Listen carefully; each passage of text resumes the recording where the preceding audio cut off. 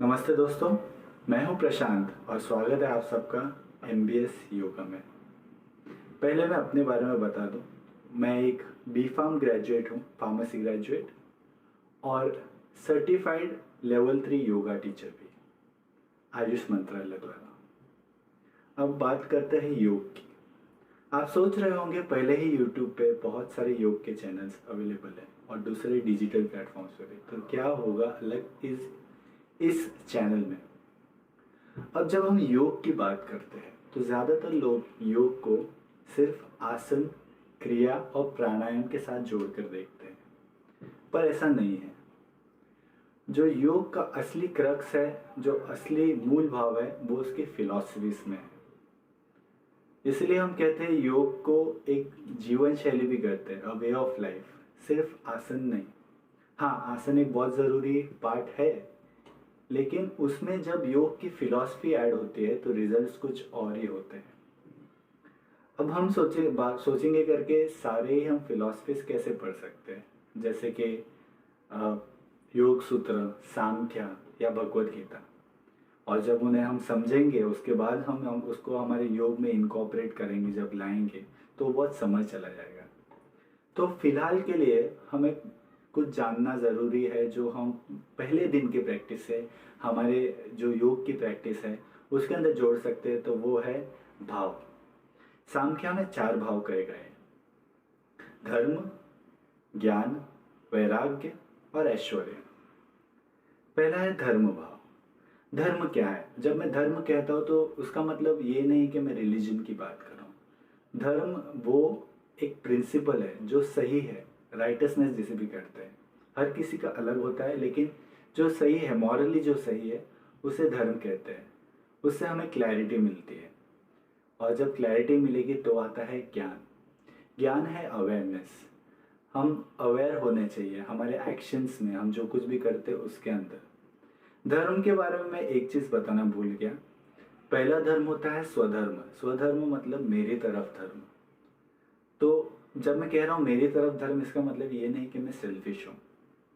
इसका मतलब ये है कि जब मैं फिजिकली और मेंटली फिट रहूँगा तो ही मैं पॉजिटिव एक्शन अच्छे से कर पाऊँगा। और वापस आते हैं हमारे दूसरे भाव की तरफ, जो है ज्ञान। जब मैं अवेयर रहूँगा, अवेयरनेस आएगा, तो ही मैं आसन बहुत अच्छी तरह से कर पाऊँगा।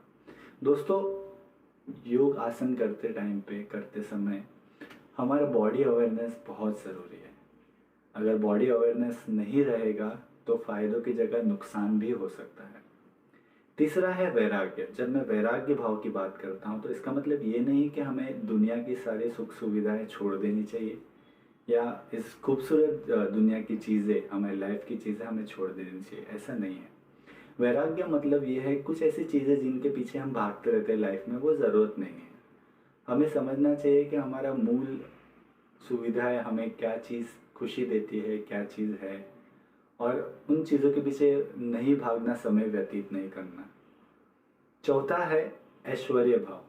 जब हम धर्म फॉलो करेंगे, ज्ञान आएगा, वैराग्य प्राप्त होगा, तो ही ऐश्वर्य आएगा। ऐश्वर्य क्या है? मेरे अंदर की स्ट्रेंथ, मेरे अंदर की ताकत, सेल्फ डिसिप्लिन। जब ये होगा तो कोई भी चीज़ करते टाइम पे मेरे को clarity of thoughts, clarity of purpose रहेगा।